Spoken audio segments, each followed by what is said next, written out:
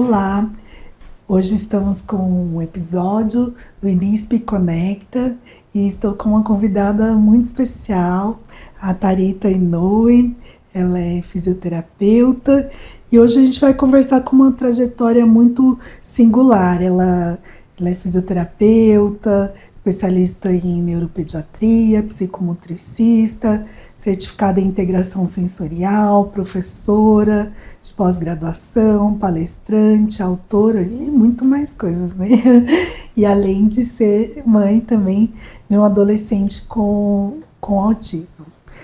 Ela é uma profissional que vivencia diariamente os dois lados da jornada, da assistência e da questão da família. Muito obrigada, Tharita. E eu queria saber quem é a Tharita Inoue, sob a sua visão. Obrigada, eu que agradeço. Para mim é um prazer estar aqui com você, conversando, né, sobre a minha grande trajetória de vida, né? Bom, eu acho que eu sou fisioterapeuta há quase 25 anos, né? É uma profissão que eu escolhi muito jovem. Antes mesmo de terminar a escola, eu já sabia que eu queria trabalhar com isso. Tenho uma paixão pelo movimento, né, pelo desenvolvimento motor. Sempre pratiquei esporte a vida toda, então o corpo fala, o corpo ele é o nosso guia, né? Então eu sempre soube que essa seria a minha área de atuação. Entrei nessa carreira e depois que eu virei mãe, eu pude entender muito das falas das mães dos meus pacientes. Eu pude entender o lugar delas, né? Então, não tem como eu não ter essa influência, né? Eu acho que a maternidade, ela mudou muito a minha forma de atuar, a minha maneira de me expressar, a minha maneira de entender o outro, né? Então, eu não consigo separar esses dois lugares, né? Como você disse, eu vivencio essa troca diariamente, né? Entre a profissional e a mãe atípica. Esse rótulo, esse título, né? E você tem experiências assim muito diferentes, né? Tem na fisioterapia na cardio, na pneumo, na onco.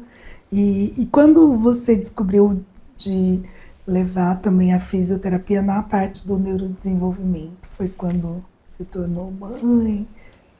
Quando deu essa virada?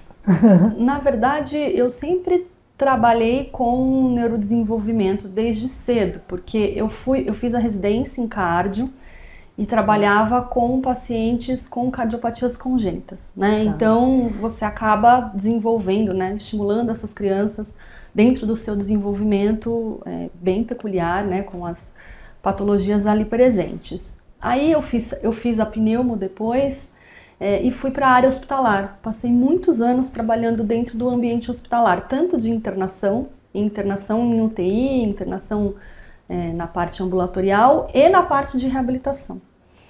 E no paralelo, eu sempre estive dentro dos domicílios, porque os pacientes saíam do hospital e queriam continuar a fisio no domicílio. Então, eu sempre atuei dentro do desenvolvimento infantil de alguma maneira. Com a maternidade e com o diagnóstico, né, do meu filho, naquela época eu ainda estava vivendo o DSM-4, o que a gente chama de autismo hoje não é o que a gente chamava de autismo naquela época. Não se tinha, né, as redes sociais, não se tinha acesso às informações, então, como profissional, eu comecei a fazer os cursos, né, para poder entendê-lo, inclusive. Muitos cursos fora, inclusive. E aí, eu digo que a profissão me escolheu, não fui eu que escolhi a profissão, porque chegou um ponto em que eu só queria estudar isso. Eu só queria estudar o desenvolvimento atípico, e aquilo foi entrando, foi vindo de uma forma muito natural, até que as famílias começaram a me procurar. Eu vejo o que você faz com seu filho, eu queria que você fizesse com o meu também. Então, eu não tive muita escolha. E eu cheguei, na verdade, na pandemia, eu trabalhava, né, num dos institutos do complexo do Hospital das Clínicas aqui, né, da Faculdade de Medicina da USP. E eu fui para a linha de frente do Covid como fisioterapeuta respiratória, os ambulatórios fecharam, nós tivemos que trabalhar, né? E foi muito desafiador. E chegou um momento que eu falei, não, eu preciso me dedicar a isso. Então, enquanto todo mundo fechava os negócios, eu ampliei, na verdade, né, a minha agenda de atendimento de consultório. E aí eu resolvi sair para poder me dedicar full time só ao atendimento. Você tem uma clínica muito grande, muito multidisciplinar, né? Isso. Conta um pouquinho da sua clínica. A clínica começou de uma forma muito singular. Eu comecei primeiro no consultório de uma amiga, um período, fazendo os atendimentos domiciliares, aí eu fui ampliando, depois eu acabei indo para um outro lugar, um espaço meu, dentro de uma clínica maior, até que eu acabei tendo a minha própria, né? Falei, não, agora acho que está na hora de eu ter o meu espaço. Comecei comigo atendendo, veio 1, veio 2, veio 3, veio 4 fisioterapeutas, aí a gente ampliou para algumas outras áreas com colegas que queriam facilitar a vida dos pacientes por conta dessa locomoção, né, de ir para uma clínica. Os nossos pacientes normalmente fazem muitas intervenções, né, não é só a físio. Então, por essa razão, eu quis facilitar a vida deles. Então, a gente tem outros profissionais colaboradores, temos psicopedagogo, fono, enfim. E aí, dessa forma, a clínica cresceu. Óbvio que o nosso foco maior é o desenvolvimento corporal lá, né? Eu quis um espaço onde tanto as crianças quanto as famílias se sentissem acolhidas. Então eu tive essa preocupação, né, de contratar uma arquiteta que tivesse esse olhar humanizado para um lugar onde as crianças se sentissem bem, que tivesse um jardim, onde elas pudessem viver, né, ao ar livre também algumas experiências corporais, que fosse próximo à minha casa e que pudesse oferecer para elas tudo que é necessário, né, em termos de equipamento e tudo mais. Fica aqui em São Paulo, qual região? É na Zona Oeste de São Paulo, entre Alto da Lapa e Alto de Pinheiros. Ah, que legal, porque a gente tem bastante gente de fora. E você atende também pacientes de fora que vêm para fazer uma supervisão, talvez, né? Ou intensivo. Essa semana eu recebi um paciente que foi meu paciente aqui em São Paulo e hoje eles moram no Rio Grande do Sul. Tá. Agora em julho eu vou receber uma paciente de Londres, paciente que mora lá e vem para uma intervenção. Eu tenho famílias que eu acompanho na Espanha, em Madrid, nos Estados Unidos, no Brasil todo. Que legal, né? Hoje também pela teleconsulta, é bacana, porque você pode supervisionar também outros, né? Isso. E acho que com abordagens que realmente valem a pena, né? E quais as diferenças do que você aprendeu nos congressos, nos cursos, artigos, e dentro de casa e com os pacientes? Quais são essas diferenças? São muitas. O aprendizado de congressos, de artigos, né, eu acho que traz a evidência científica. Nosso trabalho ele precisa ser baseado em evidência. A gente não pode tratar os nossos pacientes com qualquer coisa que aparece, né? A gente tem que trazer o que há de melhor, o que mais funciona para eles. Então, eu sou filha de uma linha de que estuda, né? Então, eu sempre estive nos grandes centros, né? Estudei na PUC de Campinas, vim para cá, fiz Instituto Dante Pazanese, fui para a Escola Paulista de Medicina, depois eu acabei indo para o HC, na parte oncológica, enfim, sempre estive nesses lugares, né? Então sempre tive contato com pessoas que estão no meio da ciência, da pesquisa, da acadêmico. Então eu acho que isso ele é fundamental, porque um atendimento de excelência, ele precisa ser baseado em evidência. Só que o ser baseado em evidência é a evidência científica e também a experiência profissional. Então você pode ser um excelente pesquisador, mas não ter uma expertise ali, né, de manejo. E isso foi o consultório, foi tratando pessoas, né? Então, você lidar com pessoas, você tem que entender que a gente tem que respeitar os valores de cada família. O que é importante para aquela família, que nem sempre é aquilo que você pode oferecer, né? Então, essa leitura, eu acho que é um grande diferencial hoje no que eu ofereço de trabalho, porque eu tenho o outro lado, né, de vivência. Eu entendo das dores, eu entendo das necessidades. E aquilo que a gente, enquanto profissional, às vezes, quer oferecer para aquela família, nem sempre é o que ela quer ou o que ela consegue. Então, existe o mundo ideal, o mundo real e o mundo possível. E o bom profissional é aquele que sabe ler e o que vai oferecer para aquela família que ela vai dar conta. Porque não adianta você falar, viu, teu filho vai precisar de tantas horas, você vai ter que ficar... E não é a realidade, né? Então a gente precisa respeitar isso. E isso foi muito da vivência da maternidade, né? De estar do outro lado, na sala de espera, né? E enxergar que nem sempre aquilo que a gente espera vai ser possível. E aquele olhar individualizado da família, né? Aquela terapia, não sei se você vai falar, centrada na família, né? Antes era muito... Você tem que fazer isso, aquilo, só o médico, só o profissional sabe, você só vai atender aquilo que eu falar, né? E acho que hoje a gente tem essa troca, né? Não só acho que na terapia, mas dentro da medicina a gente também, né, coloca, olha, a gente não tem certeza se isso vai dar certo, vamos junto, eu tô com você, né? Mais ou menos na terapia é um pouco assim, desse objetivo da família, dos valores, né, que você colocou. Eu não sei o que é um atendimento dentro do universo infantil sem ser centrado na família. Eu não consigo entender isso. Porque quando você fala de uma criança, tem um pai, uma mãe, ou um avô, uma avó, ou um tio ou um cuidador por trás disso. Aquela criança, ela depende, né, de terceiros. Então não dá para você só pensar nela, não tem como. E a gente precisa entender todo o contexto familiar, né, os objetivos que essa família quer em trazer essa criança para nós, né, o que ele espera. Então, na minha primeira avaliação, que é na anamnese, uma das minhas primeiras perguntas é: o que você espera do meu tratamento? Porque eu preciso alinhar as expectativas dessa família, dessa criança, desse indivíduo. Então, se é uma criança capaz de verbalizar isso, eu preciso entender. E é muito engraçado, porque às vezes eu tenho mãe que fala: eu trouxe o meu filho aqui porque ele escreve com uma letra muito feia, né? Eu tenho um trabalho dentro da grafomotricidade muito específico. E aí eu chego para a criança: o que você quer, né, que eu trabalhe com você? Eu quero não ser o último a ser escolhido no time de futebol, porque eu sou muito ruim motoramente. Né? Ele não está preocupado com a letra. Né?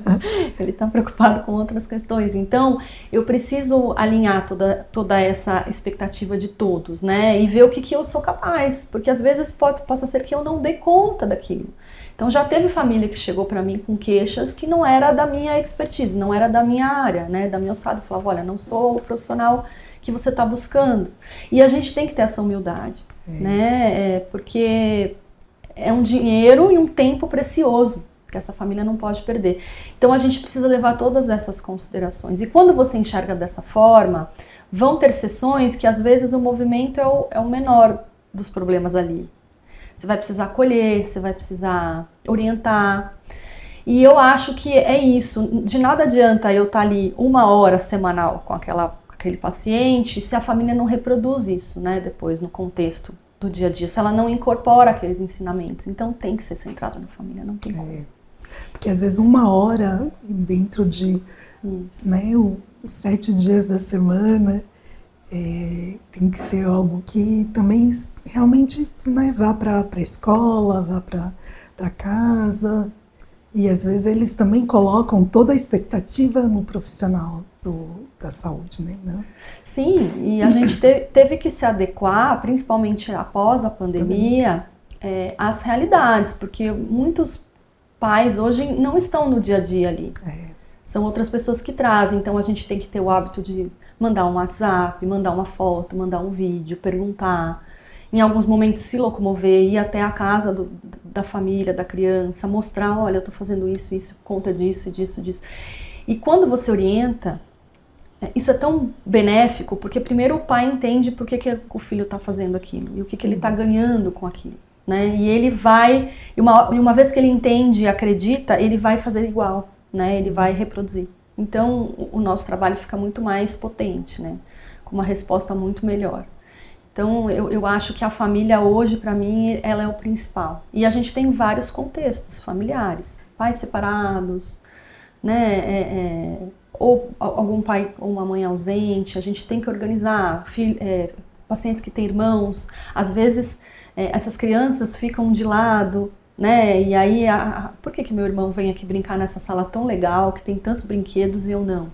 Então eu tenho essa preocupação de fazer o dia do irmão vir, participar, entender, né? E é muito bom, porque quando ele percebe a dificuldade, né, do irmão, ele vai entender por que é importante ele estar lá.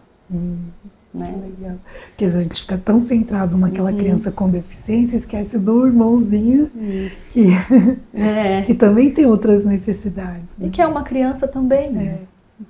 Que legal. Então, você falou um pouco das dificuldades motoras, né? A gente associa muito a fisioterapia com as dificuldades motoras, mas também tem muito da psicomotricidade, né, no desenvolvimento infantil. Pode falar um pouquinho da psicomotricidade? A psicomotricidade aqui no Brasil, ela ainda é um curso de pós-graduação. Nós estamos num momento de transição, onde a gente espera que isso se torne, como em vários outros países, um curso de graduação. Tá? Então hoje, qualquer profissional da saúde ou da educação pode fazer o curso de psicomotricidade.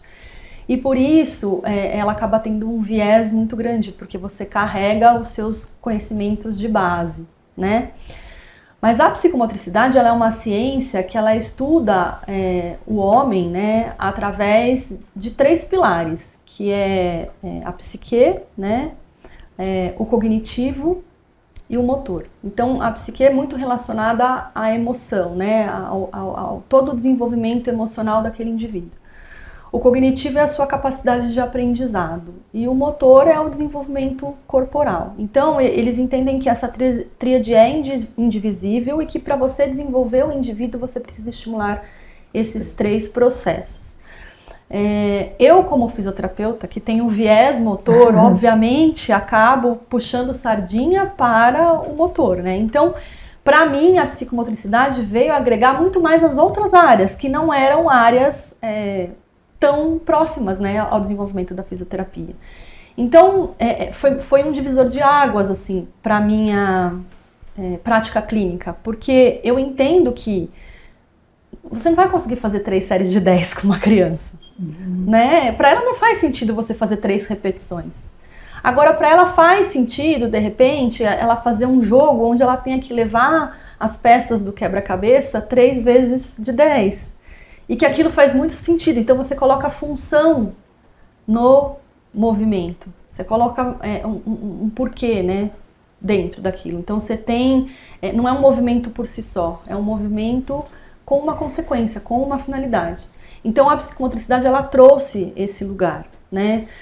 O psicomotricista, no meu ver, ele é o profissional que tem a visão mais ampla de todas as áreas, porque ele estuda um pouco de tudo.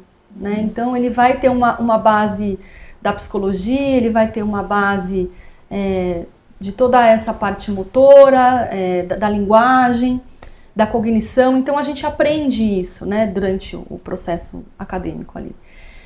E aí ele inclusive vai ter mais facilidade de enxergar onde está a dificuldade, né, o problema, enfim, e vai conseguir indicar, caso necessário, para um profissional específico, né, que precise acompanhar essa criança. Então, eu gosto, a psicomotricidade, ela agregou muito para mim, porque eu saí muito daquele lugar engessado e consegui trazer uma sessão muito mais lúdica, muito mais humana, muito mais motivacional com a psicomotricidade.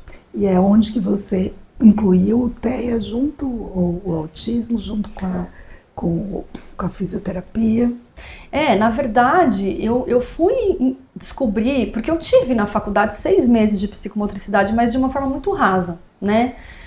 Com o autismo do meu filho e, consequentemente, durante as intervenções dos meus pacientes, eu fiquei muito curiosa em entender um pouco mais sobre essa profissão. E eu resolvi fazer um curso, né? Fazer um curso de pós-graduação. Então eu estudei a psicomotricidade, depois eu estudei a grafomotricidade, né? Que é especificamente o desenvolvimento, né, manual relacionado à escrita. E me apaixonei, né? E aí eu entendi que essa era uma via muito efetiva dentro do trabalho motor com as crianças com autismo. Não é só com elas, tá? Porque a psicomotricidade, na verdade, ela atua da gravidez, do nascimento ao envelhecimento até o processo de morte, né? Então, tem a gerontopsicomotricidade, que trabalha com idosos, né? Então, nós temos uma vasta área dentro da psicomotricidade, mas a mais conhecida é essa área infantil. E a gente vê muito ela presente nas escolas, por exemplo, né? No ambiente escolar. Então, educadores físicos que atuam nessa área. O que eu fiz foi agregar esse conhecimento dentro desse universo mais clínico, né? De trabalho motor com a fisioterapia junto. Que legal. Tem alguma situação, alguma família que te marcou dentro dessa linha da psicomotricidade? Que você viu a diferença, além do seu filho, lógico? Olha, tem várias, né? É engraçado porque, por exemplo, eu recebo pacientes neurológicos que falam, que as famílias falam, o meu filho faz físio convencional há muito tempo, né? Aquela físio do desenvolvimento motor, da linha do Bobat, enfim, né? Que é bem clássica dentro da fisioterapia.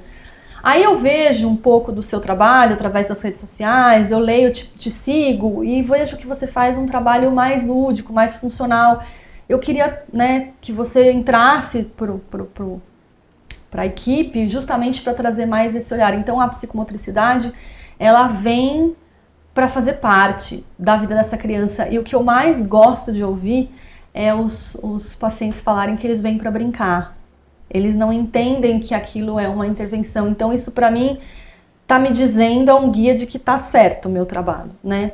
Eu tenho muitos pacientes típicos, atípicos, com deficiências, com patologias, enfim, é bem diverso o universo que eu atendo.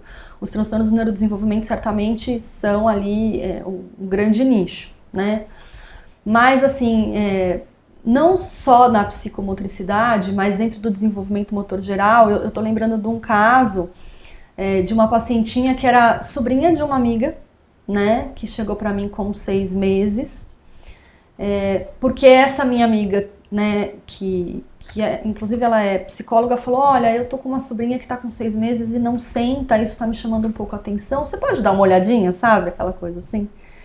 E quando essa criança veio, eu avaliando, vi movimentos muito peculiares, que não são movimentos característicos de um desenvolvimento típico.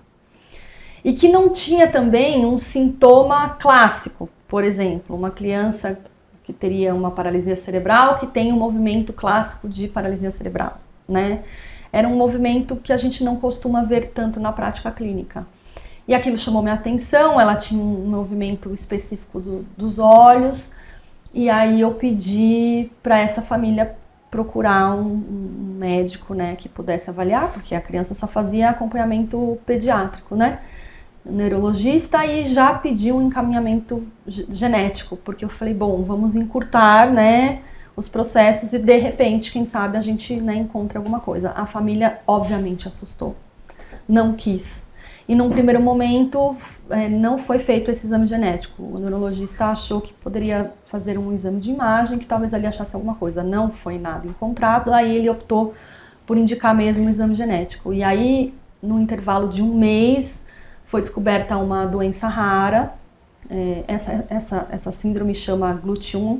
É uma síndrome caracterizada por uma dificuldade da glicose ultrapassar a barreira hematoencefálica no cérebro, né? Então ali falta energia. Então a criança pode ter uns apagões, né? E o que foi muito protetivo no caso dessa criança foi uma criança que foi amamentada exclusivamente pelo seio até os 8 meses. Porque como ela não sentava, os pais tinham até dificuldade de iniciar, né, a alimentação via oral. Isso, de certa forma, protegeu ela, né? E aí, com o diagnóstico da síndrome, o tratamento é uma dieta cetogênica, né? Para o resto da vida. Então, ela não teve um quadro clínico que é muito clássico dentro dessa síndrome, que são as convulsões, né? E assim, por que me marcou? Porque todo mundo dizia que não, né? A pediatra, o oftalmo, porque eu falei, nossa, esse movimento dos olhos, ele é muito diferente. Não, todo mundo dizia, não, tá tudo bem com ela precisa ir para a escola. Teve uma profissional que inclusive falou, não, isso aí é a mãe que está muito em cima, ela precisa ir para a escola e que ela vai se desenvolver. E eu fiquei muito angustiada, porque eu falei, gente, né, físio é muito esmiuçar esses movimentos. E o movimento do bebê não é um movimento fácil de se avaliar, ele não é clássico, né? E eu falei, não, eu quero que vocês confiem em mim. E eu levei esse caso, inclusive, para outras físios colegas olharem comigo para falar, deixa eu ver se eu não estou viajando, porque é isso, né? Quem vem de uma linha clássica, de hospital-escola, a gente trabalha em equipe multi, a gente faz o tempo inteiro supervisão, revisão, então eu tenho isso comigo, eu não trabalho sozinha, né? Eu sempre, de vez em quando, discuto, mesmo com colegas que estão ali, só para a gente ter um segundo olhar, né? E aí as minhas colegas concordaram comigo e disseram, olha, de fato, existe um movimento, né, atípico. E isso trouxe um diagnóstico precoce que não é comum dentro dessa síndrome específica. E essa família falou, nossa, você bateu tanto pé, né? Então foi algo que marcou. É uma criança que acompanha comigo até hoje, ela já está com 2 anos de idade e ela está andando, né? E está andando, ela tem uma marcha domiciliar sem meio auxiliar. Então, para mim, isso foi uma vitória muito grande, porque nem eu acho que acreditaria que ela conseguiria, porque é uma síndrome que pode cursar, né? Com vários sintomas, microcefalia, alterações motoras graves, uma deficiência intelectual e é uma menina que está voando. Então, o fato da gente seguir o nosso instinto, né, e aquilo que a gente estudou, aquilo que a gente acredita, às vezes faz diferença, né? Então, o diagnóstico precoce nas doenças raras, nas doenças do neurodesenvolvimento, ele é fundamental, principalmente para essa doença em específico, que tem um tratamento específico. Uhum. Então, acho que o diagnóstico, até para a questão da família, ter contato com outras pessoas, né, saber os melhores tratamentos, isso fantástico, muito parabéns mesmo pelo seu diagnóstico sim, de sintomas e que proporcionou ir atrás do diagnóstico da etiologia mesmo, né? E a gente fala muito de neuroplasticidade. O que é a neuroplasticidade? O que ela é tão importante na terapia, no desenvolvimento das nossas crianças? A neuroplasticidade está relacionada ao aprendizado, né, e à capacidade desse cérebro se moldar diante dos estímulos que ele tem. Quando você tem a neuroplasticidade acontecendo dentro da janela do desenvolvimento, a gente chama de janela aquela fase onde o desenvolvimento de fato acontece dentro do que é esperado. Uhum. Então, vou dar um exemplo. Uma criança geralmente senta em torno dos 6 meses. Você estimular uma criança a sentar dentro dessa janela é ela conquistar ou estar sendo estimulada para conquistar aquela área motora naquele momento, né? A neuroplasticidade ela acontece a vida toda, né? Mesmo um adulto, vamos pensar, sei lá, um adulto que sofre um acidente, sofre um traumatismo craniano e perde a capacidade de algum movimento. Ele tem toda aquela estrutura neural, né? Aquela condução nervosa no cérebro que ensinou ele lá atrás a comandar, mas ele perdeu por conta de uma lesão encefálica. E aí a gente volta nesse desenvolvimento para que ele tente, né, conquistar novamente aquele ganho. Então, eu costumo falar para as famílias assim que o horizonte é o nosso lugar, né? É óbvio que a gente sabe de prognósticos, né? Situações que têm mais chance do que outras. Então a gente sempre norteia essa família, né? A chance é tanto. E a gente já tem, dependendo da condição, instrumentos que dão, inclusive, a porcentagem, né? Por exemplo, na paralisia cerebral a gente tem o GMFCS, o GMFCM, né, que a gente consegue, o GMFM, que a gente consegue saber qual que é o nível, né, de comprometimento da criança, e dentro do teste você sabe dizer ali qual é a porcentagem que ela se encontra. Mas assim, eu sempre costumo dizer para os pais assim que a medicina ela é empírica e a gente não sabe tudo, né, nem conhece, né, o cérebro 100%. Então a gente vai. E eu tenho crianças que esse caso mesmo que eu trouxe para vocês, ele é um caso que me surpreendeu. Eu tenho outras crianças que eu falaria, nossa, nunca imaginei que ela fosse dar conta tão rápido, ou, né, talvez o tempo fosse mais longo. Né? Às vezes o contrário também, a gente espera um desenvolvimento mais rápido, mas isso depende de uma série de variáveis, né? Então depende da genética, depende do tempo, né? Então quanto mais cedo, melhor, né? Quanto mais precoce, melhor. Depende da qualidade do que você está colocando ali, né? Se é baseado em evidência, se é uma intervenção que a gente conheça, que traz mais resultado.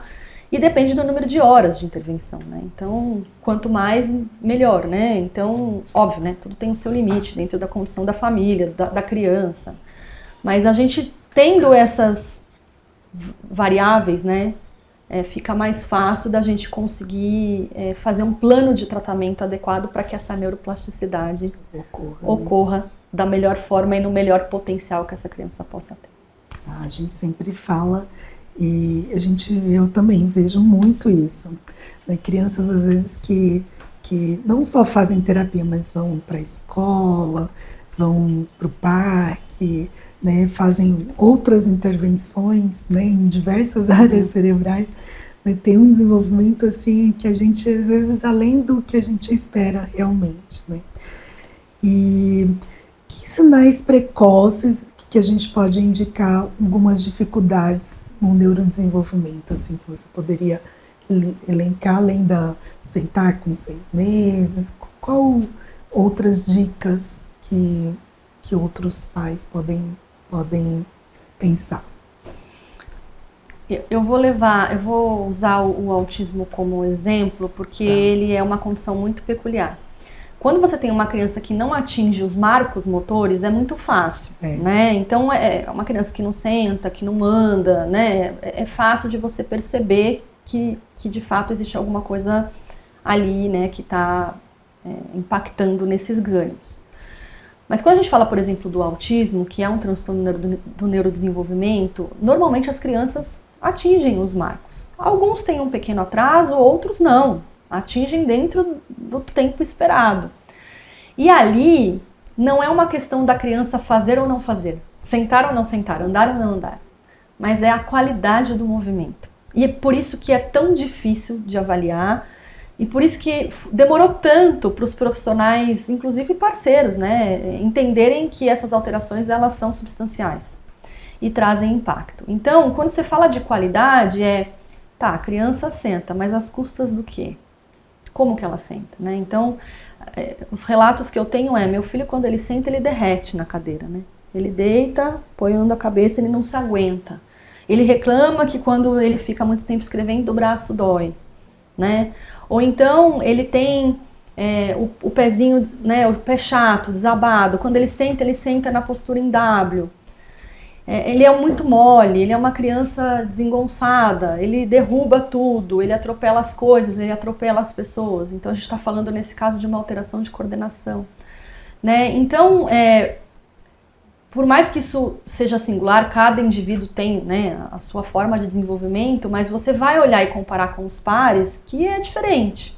O desempenho, né? Então eu sempre costumo dizer que mãe é um ótimo termômetro. Porque geralmente ela fala, nossa, ainda mais se ela tiver outros filhos. Tem alguma coisa diferente, pelo menos alguma coisa diferente. Exato, né? E hoje o que a gente pede muito, principalmente aos pediatras, né, que acompanham as crianças quando pequenas de uma forma, né, mais sistemática, de entender sobre desenvolvimento motor, né? Porque você entender sobre desenvolvimento motor, sensório motor, ele é a base do desenvolvimento do ser humano. Então, se você fecha essas lacunas, a chance de você conseguir, né, atingir as outras etapas, né, cognição, memória, atenção, é muito melhor. Porque a criança não fica presa ao corpo para poder conseguir desenvolver depois essas outras coisas. E isso vai gerar uma série de outras condições. Ela vai ter mais independência para a realização das AVDs, né? Então, assim, mesmo pensando num caso grave, de uma criança que tem uma deficiência intelectual, né, e vai precisar de um suporte para a vida adulta, mas se ela desenvolve motoramente, ela vai ter mais autonomia, ela vai ter mais independência e capacidade de escolha, e isso vai gerar pertencimento, né? Estar no ambiente onde os pares estão. Então, para mim, isso é a cereja do bolo. A criança ela precisa pertencer ao mundo infantil. né? Então, tem coisa mais dura do que uma criança estar lá no meio do recreio, todas as crianças correndo, brincando e ela não conseguir participar. Mesmo que ela seja uma cadeirante, ela tem que participar de alguma maneira, né? E estimular o desenvolvimento motor favorece, né, essa participação. Você estava falando dos transtornos do neurodesenvolvimento, essas dificuldades. Eu lembro que, por exemplo, no TDAH, antigamente, na neurologia, falavam de transtorno cerebral mínimo, né? Que era aquela coisa, não, ele está fazendo, o reflexo está ok, ele está andando, mas tem alguma coisinha ali que né? E aí foi mudando, e eu vejo mesmo as crianças com TDAH, com TEA, com alguma, até questões de linguagem, também tem questões de motricidade, né? Que atrapalham. E às vezes você melhorando essa parte, aí eu penso assim na questão dos esportes, nas outras questões do brincar, quanto pode melhorar a questão até cognitiva também, né? O TDAH é um paciente super desafiador de a gente atender, porque eu costumo dizer que quanto mais perto do desenvolvimento típico, mais difícil, porque essa criança é a criança mais estigmatizada, né? Ela tem o cognitivo preservado, ela está lá, mas ela tem dificuldades reais, e as questões motoras elas podem vir, e podem vir de formas avassaladoras, né? Então assim, hoje a criança que eu tenho que tem a marcha na ponta dos pés mais desafiadora para mim tem um diagnóstico de TDAH, não é TEA. As crianças que têm mais dificuldade ali de se manter sentadas e conseguir seguir, crianças extremamente inteligentes, às vezes até com uma superdotação, mas que têm uma dificuldade real, né, de manter o corpo parado, de conseguir orquestrar. E aí isso atrapalha tudo, atrapalha a atenção, atrapalha a capacidade de memorização, né? É aquela criança que está o tempo todo na mira do professor, né? E isso traz muita dificuldade de ela se enxergar, né? Ou mesmo de autoestima, né? Então, uma criança que leva bronco o tempo todo. Então, é um trabalho bem minucioso, que a gente tem que ter uma parceria com a família, com a escola, com os outros profissionais, né? Para poder tentar desenvolver o melhor, o máximo potencial, e a gente tem tido bons resultados. Você sabe que com pós-pandemia eu tenho recebido muitas crianças típicas que não fecham o diagnóstico, elas fazem neuropsicológico, não fecham o diagnóstico, mas que têm questões motoras por falta de oportunidade no período infantil, porque elas ficaram confinadas. Acho que não é só a pandemia, acho que o celular, as telas, que também a pandemia também proporcionou um uso maior, né? Disso também. E a gente vê muito isso na prática, né? Às vezes você tem que, né, crianças que precisam ficar quietas, toma o celular, toma o tablet, né? E que não vivenciaram o corpo, crianças que não pisam descalças no chão, que não sabem subir num parquinho ou até numa árvore, que elas não têm essa vivência, né? A gente está, na verdade, agora pedindo para voltar para trás em algumas coisas. A minha infância, né, a gente não tinha acesso a nada disso, e você chamava um amigo, um vizinho, para descer e brincar lá embaixo, ou ir na rua, né? Subir na árvore, andar de bicicleta, e hoje eles... pular corda. É isso. Então, a psicomotricidade, ela traz muito isso. Ela faz as crianças voltarem a ter essa vivência corporal. Você falou do caso do teu filho, né, que tem autismo. Mudou muito a abordagem terapêutica no autismo nesses últimos tempos? Muito. A história do Lucas é uma história muito específica, porque eu não sabia que ele era autista com 6 meses, 1 ano de idade, mas eu sabia que ele era hipotônico. Como fisioterapeuta, eu percebia a hipotonia dele, e era uma hipotonia bem substancial, né? Um nível 2 de hipotonia ali. Tanto que eu trazia isso para a pediatra, ela falava que eu estava procurando pelo em ovo. Quando ele fez 1 ano, que eu falei, olha, ele só senta se ele segurar na grade do berço e se puxar. Aí ela falou, bom, talvez ele precisa de uma fisioterapia. Aí eu falei, bom, então agora ela está enxergando o que eu estou enxergando desde os 6 meses, né? E aí ele foi para a intervenção. Em 2 meses, 3 meses de intervenção, ele estava correndo. Mas a suspeita, inclusive, era que fosse uma doença neuromuscular. Tamanho era a hipotonia dele. E aí o médico que acompanhava falava, olha, não vou submeter uma criança tão pequena a fazer uma biópsia, né? Enfim, porque ele está desenvolvendo, ele está tendo perdas, né? E aí ele foi, mas aí começou a vir aquela fase de ele não falar, de não olhar, de não fazer aquelas gracinhas do bebê, de dar tchau, mandar beijo, e aí eu voltei e ela falou, mas o que você está suspeitando? Eu falei, de autismo. Ah, mas o autismo só dá o diagnóstico com 5 anos. Eu falei, tá, mas até lá eu vou ficar de braços cruzados, né? Eu vou ficar esperando? Não, vamos estimulá-lo. Então, o primeiro estímulo que ele teve foi o motor. Porque a mãe é físio, porque a mãe enxergou e porque ele tinha um pai que obedecia todas as minhas ordens. Então a ordem era, vamos ao parque. Tinha uma pracinha do lado de onde eu morava, assim, com uma árvore, um escorregador e um balanço. E ele ia todo dia, religiosamente todos os dias. Brincar na areia, subir, descer, balançar, né, e vivenciar isso. E a gente sempre foi muito do movimento. Então a gente vai à praia, a gente, né, vai sempre... Demos essa oportunidade para ele. Com isso, ele se desenvolveu motoramente muito bem. Então, apesar de ser um autista nível 2, ele surfa, ele escala, ele anda de bicicleta, ele anda de skate. E ele... As pessoas, num primeiro momento, quando não o conhecem, olham, não enxergam, né, o autismo dele. Todas essas coisas que eu estou falando para vocês eram inexistentes quando o meu filho foi diagnosticado com autismo. Eu lembro de ter perguntado para o neurologista dele, mas o que ele tem que fazer de estímulo motor? Nada. Coloca ele na natação, né? Ninguém tinha esse olhar. Hoje, né, graças a Deus, a gente vai nos congressos de autismo, a gente vê um físico, um educador físico, um terapeuta ocupacional falando sobre as questões sensório-motoras, né? Então isso mudou muito, né, de lá para cá. E a gente espera que no DSM-6 as questões motoras entrem, né, como um critério que faz parte do diagnóstico ali, né, critério B, C, mas que entre de alguma maneira. Como você falou, a parte motora, às vezes a qualidade, né, você não, ali sentou, fez determinadas coisas, andou, mas às vezes a qualidade não estava tão legal, né.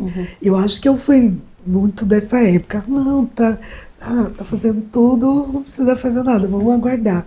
Não, hoje a gente já fala, viu alguma coisa, vamos reabilitar, né? Depois o diagnóstico talvez venha, ou, né, a gente vai tendo concomitante, não precisa esperar o diagnóstico para fazer alguma coisa. E é interessante porque hoje os estudos têm feito uma correlação, não de causa e consequência, né, mas de estarem juntas, que quando você estimula motoramente, você desenvolve as áreas da linguagem e de comportamento. Né? Então, que são, né, os pilares do diagnóstico do TEA, né? Então, é importante. E que conselhos você daria para uma família que acabou de receber um diagnóstico de TEA ou de algum outro transtorno do neurodesenvolvimento? O que você gostaria de ter ouvido? Ou que não teve, ou que você aconselha? A primeira coisa é entender que você não está sozinho. Isso eu tive, porque eu lembro que a primeira profissional que falou durante 2h30, né, começou a trazer tudo que ia acontecer na minha vida.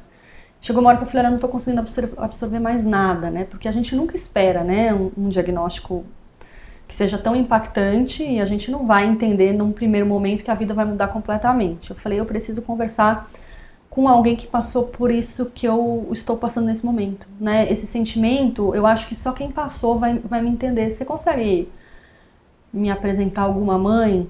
Isso foi numa sexta-feira. No domingo ela me ligou e falou, olha, eu conversei com uma mãe que tem um grupo de apoio a pais e familiares, né? Ela vai fazer uma reunião hoje, você quer participar? E do jeito que eu tava no parque com roupa de ginástica, eu saí de lá e fui direto.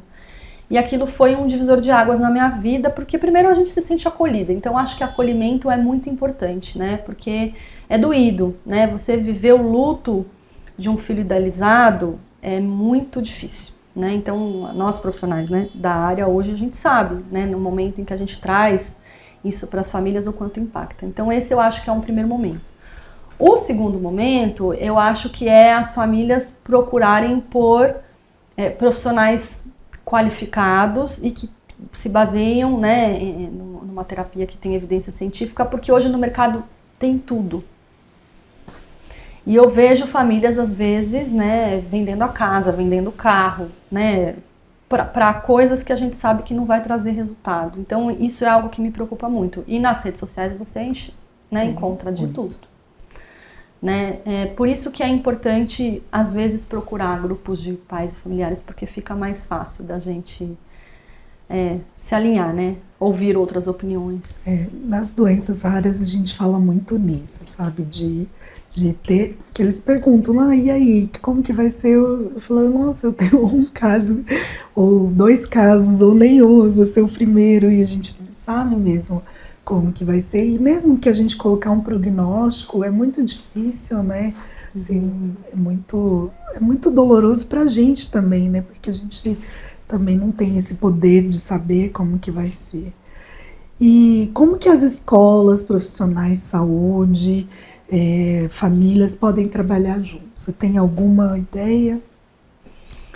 Olha, a comunicação é o primeiro lugar, né? Independente, a escola não precisa ter uma expertise, até porque a gente nem espera dos professores que eles sejam experientes nas condições. Dentro de uma síndrome rara, como a gente conversou, essa condição dessa menina foi uma condição que eu nunca tinha me deparado, eu nunca tinha ouvido falar dessa síndrome, né?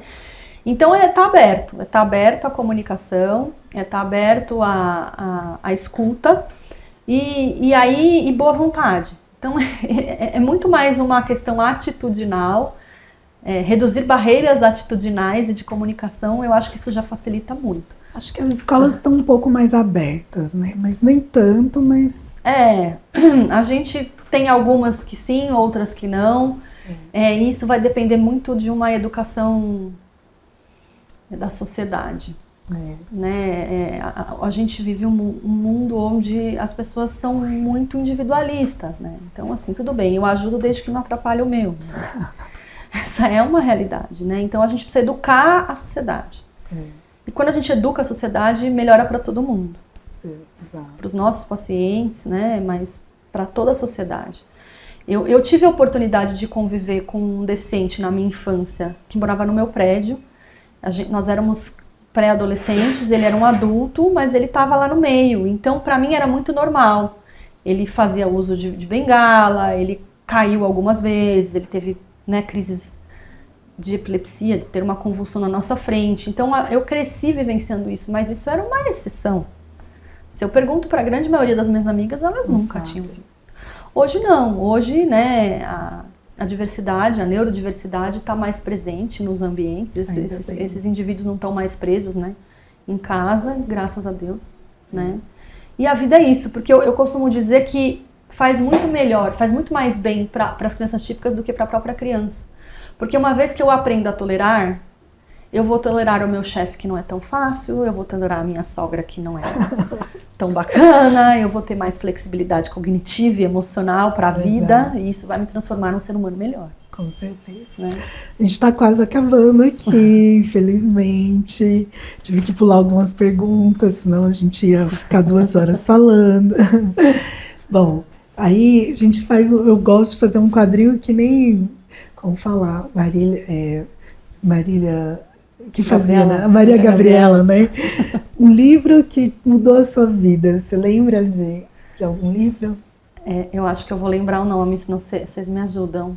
Flores de Algernon. Algernon. Esse livro foi um livro que impactou muito, como mãe e como profissional. Eu sugiro a todos que leiam. Ele é uma ficção científica que fala sobre um indivíduo que tinha uma deficiência intelectual e sofre um procedimento e se torna inteligente. Ele trouxe muitas reflexões para a minha vida. Que legal, quero ler. Um aprendizado que seu filho te ensinou, não que você ensinou para ele. Que eu não controlo nada nessa vida. Eu sempre fui uma pessoa extremamente controladora, né? Virginiana, muito perfeccionista, e ele veio para me ensinar que eu não controlo nada. Olha. O mito sobre a deficiência que precisa acabar. Que eles são incapazes. a gente tem que presumir competência para os nossos pacientes, porque quando a gente pensa que eles não conseguem, de repente eles nos mostram que conseguem. Por mais adversa que seja a condição. Uma mensagem para as famílias que estão passando por essa jornada? Que sempre existe alguém em situações piores do que a gente vivencia. A gente sempre acha que a gente está no fundo do poço e a gente não está. Eu diante de todos os lugares que eu transitei ao longo da minha caminhada, né? Vivi, por exemplo, dentro da oncologia, muito o cuidado paliativo. E eu tive pessoas tão iluminadas que mesmo diante da morte ali, eram pessoas tão evoluídas. Então, aquilo falou, meu Deus, a gente precisa aprender a ser mais humilde e entender que a gente não tem, né, controle das coisas. E que sim, existe um ser maior aí que gerencia tudo. Então, eu sempre falo para as famílias, tenham esperança, vivam um dia de cada vez, procurem apoio. Nenhuma tempestade dura para sempre, Exato. né? Exato. Exatamente. Quando eu estou passando por alguma tempestade, eu falo, não, amanhã vai vir esse outro dia, vai vir um sol. A gente passou pela pandemia, né? Muita gente já passou por tantas outras coisas. Exatamente. Ai, Tharita, obrigada pelos ensinamentos. Eu que já vou ler o livro, eu já comprei o seu livro. Ah, comprou? Já deve estar chegando. Você pode falar das suas redes, o nome do seu livro. Claro. A minha rede pessoal é Meu Filho Autista. Foi um perfil criado para contar sobre as experiências do meu filho lá atrás. Eu não sou tão atuante como eu gostaria, né? Porque eu não vivo disso, né? De marketing, mas as famílias que me seguem ali, elas são muito fiéis e elas gostam bastante, né? E eu escuto isso todos os dias. Nossa, me ajudou nisso, me ajudou naquilo. A do consultório é Clínica Tharita Inoue, é o meu perfil, e eu faço parte de um grupo que chama Spectrum Fisioteia, que são fisioterapeutas que estudam o autismo, que também é um outro perfil. E por fim, o Te Apoio, que é um grupo de apoio a pais e familiares de pessoas com autismo, né? Olha, que bacana. Então, organizo tudo isso. Muito obrigada e até o próximo episódio.